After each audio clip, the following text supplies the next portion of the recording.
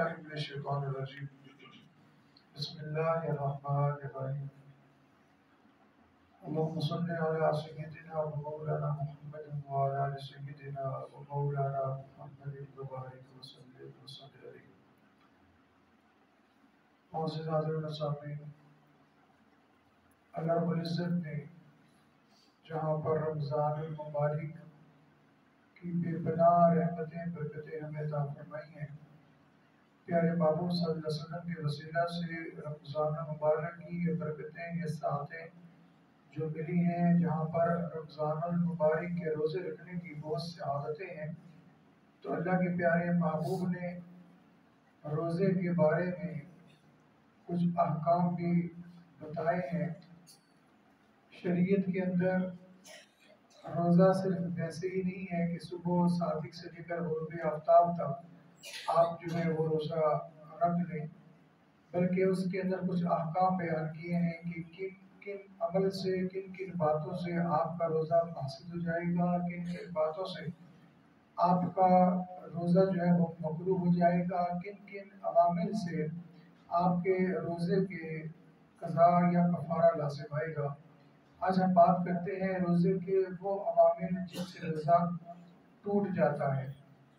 تو یاد رکھیے، کھانے پینے یا جمع کرنے سے روزہ ٹوٹ جاتا ہے۔ اگر روزہ دار ہونا یاد نہ رہا، بھول کر کھایا پیا، تو آپ کا روزہ نہیں ٹوٹے گا۔ اسی طریقے سے جو جدید تحقیق ہے اس کے مطابق آنکھ، ناک اور منہ کے ذریعے سے کوئی چیز اگر داخل بدن ہو جائے تو روزہ ٹوٹ جاتا ہے۔ اکثر سوال کیا جاتا ہے کہ آنکھ میں دوائی ڈالنے کا کیا حکم ہے؟ اس کے اندر علماء کرام کا اختلاف ہے۔ جدید تحقیق کے مطابق آنکھ کے اندر ایک باریک نس ہوتی ہے جس میں سوراخ ہوتا ہے، اور اگر آپ اس میں دوائی ڈالتے ہیں تو وہ اس سوراخ کے ذریعے سے وہ حلق تک پہنچ جاتی ہے۔ تو بعض فقہاء کرام نے فرمایا کہ اگر ایسا کوئی معاملہ ہو تو آنکھ میں دوائی نہ ڈالی جائے، جبکہ بعض کے نزدیک وہ کہتے ہیں کہ آنکھ میں دوائی ڈالنے سے روزہ نہیں ٹوٹتا۔ بہرحال ایسے معاملے میں اجتناب کرنا زیادہ بہتر ہے۔ اگر انتہائی ضروری اگر معاملہ ہے تو کر لیا جائے، اگر انتہائی ضروری نہ ہو تو اس سے اجتناب کرنا ہی بہتر ہے۔ اسی طریقے سے انہیلر جو دیا جاتا ہے، اسٹما کے جو مریض ہیں وہ انہیلر لیتے ہیں، تو انہیلر لینے سے کیا روزہ ٹوٹتا ہے یا نہیں ٹوٹتا؟ تو انہیلر کے اندر جو کہ آبی بخارات ہوتے ہیں، تو آبی بخارات جب ہم لیتے ہیں سانس کے ذریعے سے تو جو لامحالہ ہمارے حلق تک پہنچ جاتے ہیں، تو انہیلر لینے سے اجتناب کرنا چاہیے۔ جو ایسے مریض ہیں جن کا انہیلر کے بغیر گزارا ممکن نہیں ہے، تو وہ بہتر ہے کہ وہ روزہ نہ رکھیں اور روزے کی حالت میں انہیلر استعمال نہ کیا جائے۔ اگر انہیلر استعمال کیا جائے گا تو اس سے روزہ ٹوٹ جائے گا۔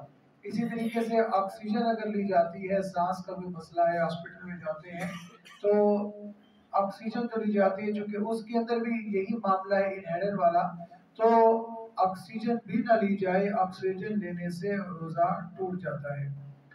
ایک اور جو معاملہ پیش آتا ہے انجیکشن لگانے سے، اکثر سوال کیا جاتا ہے کیا انجیکشن لگانے سے روزہ ٹوٹتا ہے یا نہیں ٹوٹتا؟ یہ بات سمجھنی چاہیے کہ اگر انتہائی ضرورت کی معاملہ ہے تو آپ اس وقت سے عمل کریں، اگر آپ اس سے بچ سکتے ہیں تو ایسے معاملے میں بچ جائیں کہ جس سے آپ کے ذہن کے اندر کسی قسم کا کوئی شک آ جائے۔ پر انجیکشن لگانے سے روزہ نہیں ٹوٹتا، انجیکشن لگائیں، ڈرپ لگائیں، روزے پہ کوئی فرق نہیں پڑتا، لیکن جتنی آپ اس میں احتیاط کر لیں اتنا ہی بہتر ہے۔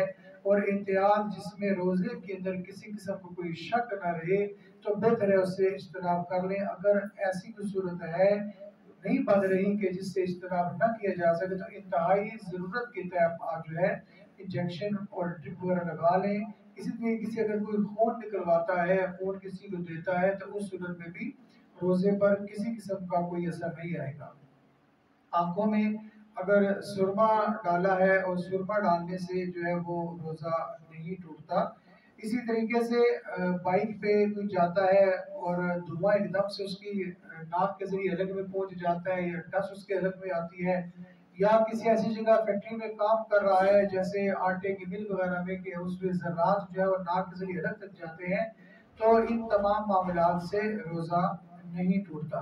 انتہائی اہم اور ضروری چیز وہ کیا ہے کہ اگر روزے کی حالت میں کہ آ جائے، الٹی آ جائے، تو اس کا کیا حکم ہے؟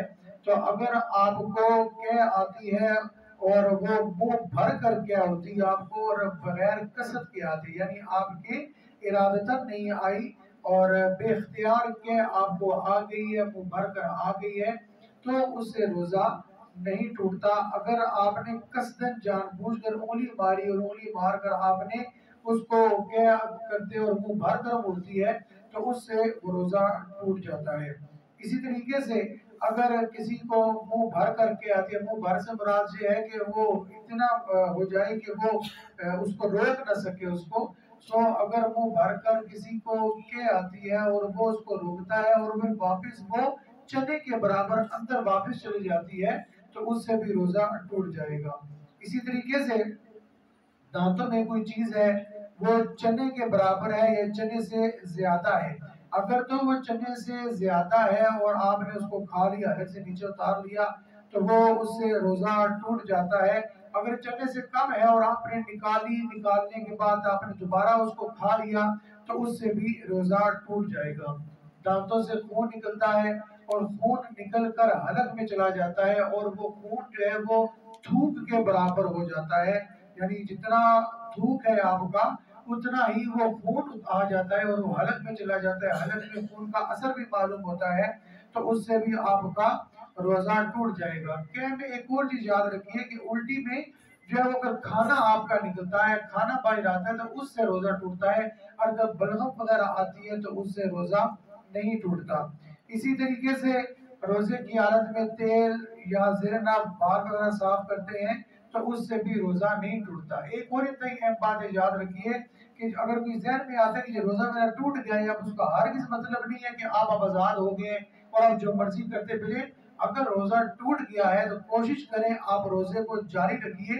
اللہ کی بارگاہ میں امید کی جا سکتی ہے کہ اللہ اس روزے کے ادب و احترام کے صلہ میں اس روزے کا کچھ نہ کچھ ثواب ہمیں عطا فرما دیں گے۔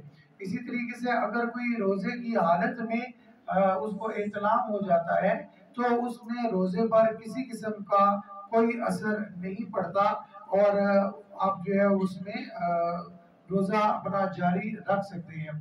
اگر کسی کو ناپاکی ہو گئی ہے اور ناپاکی کی صورت میں اگر وہ اٹھتا ہے اور سحری کا وقت ہو جاتا ہے تو وہ اس وقت وضو کر لے، استنجا کر لے، استنجا کرنے کے بعد اپنا روزہ رکھ لے، اس کا روزہ ہو جائے گا۔ روزے کی حالت ہے اور روزے کی حالت میں اپنی جو ہے وہ زوجہ کے ساتھ لیٹتا ہے اور اس کو لیٹنے کے ساتھ چھونے کے ساتھ اس کو انزال ہو جاتا ہے، ڈسچارج ہو جاتا ہے، تو اس صورت میں بھی روزہ ٹوٹ جائے گا۔ تو ان تمام معاملات سے انتہائی اجتناب کرنا چاہیے۔ روزے کی حالت کے اندر ہم انشاءاللہ آئندہ آنے والے درس کے اندر ہم یہ دیکھیں گے اور سنیں گے انشاءاللہ اور کہ اس کے اندر کیا معاملہ ہے کہ اگر روزہ ٹوٹ جائے تو روزہ ٹوٹنے کے بعد کن باتوں سے کفارہ لازم آتا ہے، کن باتوں سے قضا لازم آتی ہے۔ انشاءاللہ آئندہ درس کے اندر ہم اس معاملے کو زیر و غور لائیں گے اور اس پہ گفتگو کریں گے۔ اللہ مجھے آپ کو عمل کی توفیق عطا فرمائے۔ وما توفیقی الا باللہ وما علینا الا البلاغ۔